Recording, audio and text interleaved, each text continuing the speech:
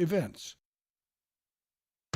Rutherford Issues with Brian Barrett on FM 101.9 and AM 1450 Murfreesboro, FM 100.5 Smyrna. Listen and watch at WGNSradio.com.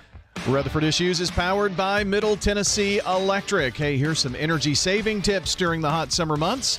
Schedule those heat-related chores like cooking, cleaning, and laundry to early morning or evening hours. More tips at mte.com/myenergyplan. We have joining us today Rutherford County Emergency Medical Services Brent Carter, and we were just catching up on a lot of things going on with EMS. Oh, man, it's going crazy. You know, this county's growing, and we're still making lots of calls. Yeah, a lot of calls. We're going to look at that. I was just what prompted me to think about the heat with all the heat that we've got coming in. I know we've talked about this before, but I'm sure there's a little bit of a higher call volume when we have such excessive heat. I mean, you know, everybody's at home, so the heat, the rain, the storms, it all adds up. You know, it does. The elderly don't seem to tend to like the heat as much, you know, so. Yeah. I can't give you a number of how many, sure. Yeah. You know, age group wise, if we're not breaking it down into age groups, but people do need to kind of take it easy out there. Well, I know I'm old, so. I mean, your guys are in and out of the heat all the time. Oh, yeah. I mean, you get in the air conditioner, you know, truck and then get out, work a call. And if it's on the interstate, you know, that concrete asphalt just holds it. So it takes its toll. Yeah, and you're talking about long shifts and being in that for maybe hours at a time. It can wear you down. It'll wear you down. Yeah. Well, school is about to start back up, and you know all these athletics at the high schools, they'll be going at it pretty hot and heavy in this heat. So, but with school starting back, how does that affect EMS? Oh man, it affects the driving. You know, the traffic's going to increase. Everybody needs to pay attention. The crosswalks are going to come back up. They're going to start flashing. You know, you're going to see the crosswalk guards waving you down if you're speeding down through there. Now that you're kind of used to just driving through a school zone at whatever speed. So, you know, I just like everybody just to kind of pay attention a little bit and remember there's still kids. There's going to be a bunch of kids out there. How do you guys handle a school zone if you have to go through there in an emergency? We actually slow down. I mean, you think about it, Rockvale, all these new public safety buildings. Walter Hill, they're right on close. School properties. Mm-hmm. So lights, sirens, we do slow down. We might not go the 15-mile-an-hour recommended speed, but we'll do, 25, 30 with the lights on and make sure the crosswalk guards knows. And they'll help us out. Yeah, they'll get you through there. But once we get out of there, then we can jump back through it. I would think that sometimes if you have slower traffic or maybe even stop traffic for an accident or whatnot, when you're coming up on those slowed down vehicles or even those stopped vehicles, people panic. They don't know what to do. They don't. Do you get out of the way? Sometimes you can't get out of the way, and it's like you panic. So what do you suggest that happens? It's always the rule of thumb is always try to pull to your right. But, I mean, you get like on Old Fort or Medical Center when it was down to 2 lanes, we have them just split the middle. Everybody just starts splitting it, and go down the middle. So it slows down our response times certain times of the day now. And then when schools start up, it's just it gets worse. I just kind of popped into my mind here thinking about, there's an accident on interstate and traffic is stopped and you're trying to get through. I guess you do at least have the median or something, shoulder you can go down. Or we can jump, we can jump on the other side on the oncoming traffic. If that lane over there looks it's a little scarier, but, we're just trying to make it to that. So even if you don't do that if traffic's still going, though, no, right? No, we don't do that if traffic's still going. No, we just try to move everybody to the right or whichever way they go. And so you're right. So they panic and they don't know which way to go. We'll try to help them out. I've seen that on some of the highways that aren't, split or whatnot. The only way to get around is to kind of go into the oncoming traffic. Yeah. I mean, you live out by Siegel. When schools to get from one end of the crosswalks to the other end on Thompson, it may take you 20 minutes. Oh, I know. They'll stop and go you for, I think, there's 3 entrances. Yeah, you have the elementary school. And then you got the elementary school, too. And then middle school and high then school. The high school. So, yeah, I mean, I've sat in that line for 30 minutes. See, there's 1, 2, 3, 4, I think 5. So there's 5 crosswalk guards all trying to work together. It's crazy. Yeah. So you can see where we're getting a little hiccup. That's why I turn right and go to Broad. And we got a station right there. I know. You know, right in the middle of it. Boy, do I know. I hear it all the time. I mean, those guys are busy because I hear them let out of there very frequently, which brings me to you were saying that as we continue to grow as a county, boy, the calls continue to skyrocket too. It's almost like it's a record every month. Yeah, well, I mean, we're doing like about 4,000 a month on a total. That's a good average, Walter Hill's going to help with some of the Seagulls, and Las Casas is going to help with some of the Seagulls and MTSUs. And Walter Hill, so we're staffing Walter Hill, the new public safety building. They did a grand opening on, I think it was the 27th. It was a Sunday. And we're going to staff it tomorrow. Fire's already in it. So that'll take some slack off of Siegel's truck and MTSU's truck and some of the south end of Smyrna's truck. So like that 840 area, Mona Road area, all of Jefferson Pike? Yes, yeah. Jefferson Pike. I drew a blank. Sorry. Where there always seems to be an accident. Yeah. So, that could be a very busy station, it's really. Going to be it's not going to be a slow station. I mean, when we open them up, Las Casas is way out, gone. Kittrell's way out there by the Kittrell Elementary School. And then Walter Hill and even Rockville. So we've got 4 of the new public safety buildings that are open right now. And tomorrow they'll all be staffed.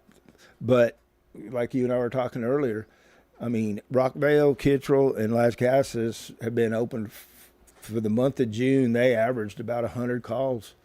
Each station averaged 100 calls. So they're taking the heat off of some of these trucks in town that are just getting hammered. Yeah.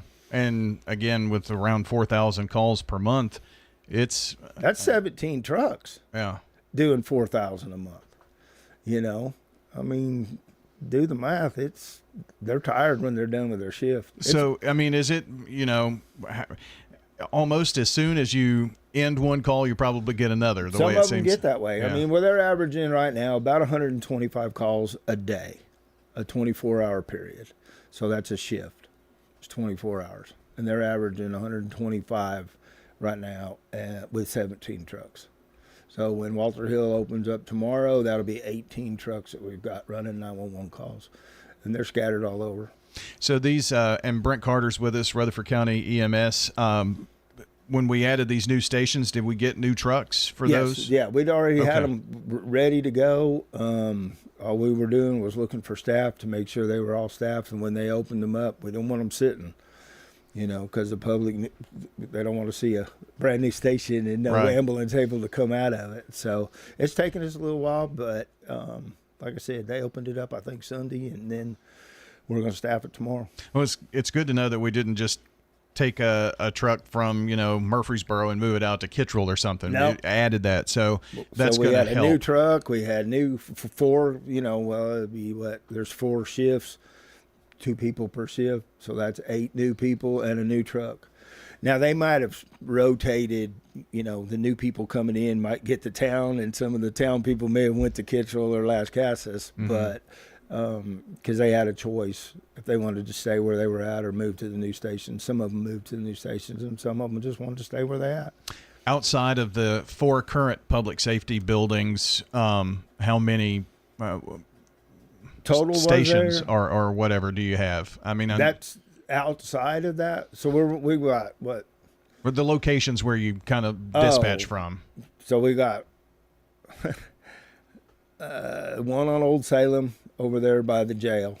Okay. There's 2 trucks that run out of there. We've got one on Fortress over there by Blackman. There's 1 truck that runs out of there. There's Eagleville's got 1 truck. Christiana's got 1 truck. Manchester Highway down almost to the line. Mm-hmm. They've got 1. My friends over by Siegel. Yeah, your friends by Siegel, MTSU. So those are and then standalone. we've got 4 up the north end. We got 1 in Laverne, 1 on Enon Springs, 1 on 1 Mile Lane, and 1 right there at Stonecrest. Yeah.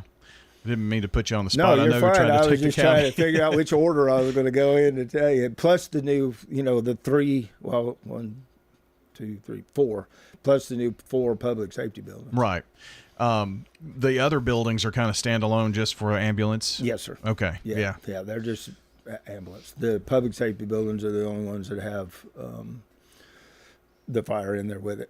And I guess it's ambulance, fire, and sheriff's office? Sheriff's office got an office, Okay. so they kind of go in and out of there. They don't really stay in it, but they have a computer. They can get in, out of in an air conditioner, do their paperwork and get in and out. Gotcha. Well, that's probably in the future when we see it's not going to probably be a standalone ambulance station anymore because these public safety buildings can do a lot more things. They can. I mean, it just depends on locations, on where they're going to be. These 12 standalone EMS stations, they've been here forever. Forever, yeah.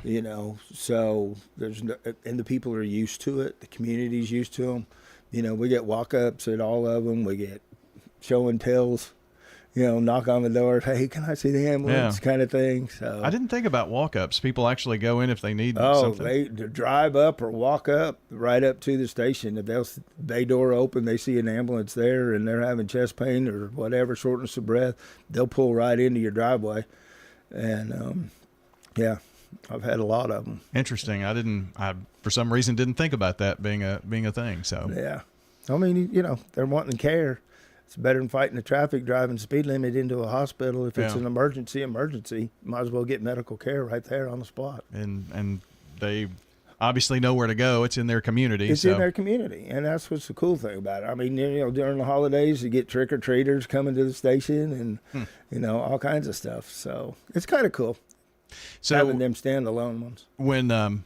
When school starts back, I know part of your job is to, kind of public relations, go into the schools, let the kids hear the sirens and all that kind of stuff. I mean, you'll be busy with that too, won't you? Yeah, I kind of pawn that over onto another side because I got about 7 hats. So I'm trying to take off some of them, and so they're staffing them differently, but we'll still be at all the schools. We'll still be, Brian Gaither, our director, he's big on schools and with being out in the public to show off kind of what we do, because most people don't know really what an ambulance can do. Mm-hmm. They see them show up to the house, but they don't really know what tools we have and what we can do.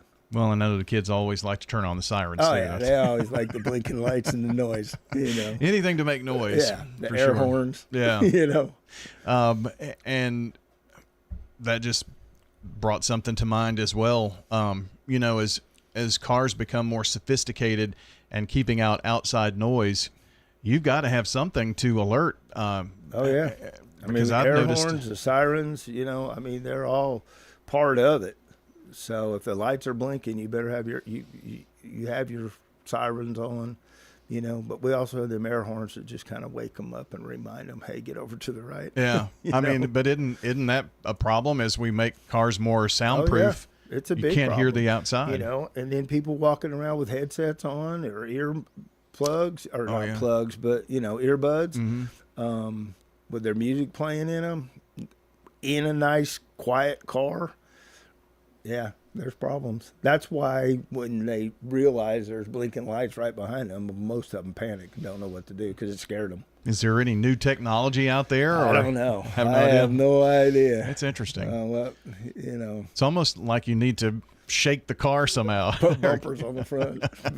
Boat bumpers, Yeah. I had read something about, car manufacturers needing to do something about that, and cars have so many sensors, maybe they could put a sensor on it to sense an alarm or something and kind of alert you inside the car. Block out a radio if you're playing your radio loud, something like that. If ambulance or a fire truck or a police car, even at THP, if their siren goes off, my car will beep at me when the speed limit changes. Yeah. It just knows that. So maybe there's a way to do it. Who knows? It's above my head. We're patient care. We'll just do patient care. Let the automotive industry take care of that. Yeah. Well, I know that it's got to be a challenge as more people are on the roads and fighting road construction too, and just finding a way to get from point A to point B because you want to get there as fast as you can. Minutes matter to these patients. Yeah. Depending on what the call is, minutes do matter. And that's why I said school zones, the traffic when school's back in session, it always affects us. Brent, I appreciate you stopping in. It's good to catch up. Well, thank you, sir. Absolutely. Hope you had a good summer. Yeah, good summer and getting ready to start the fall here. Brent Carter joining us, Rutherford County EMS. And if you missed part of the show, you can check the podcast. It'll be up shortly at WGNSradio.com under Rutherford Issues Podcast. Greetings, friends. This is Lenny Farmer with the Jennings & Ayers Funeral Home in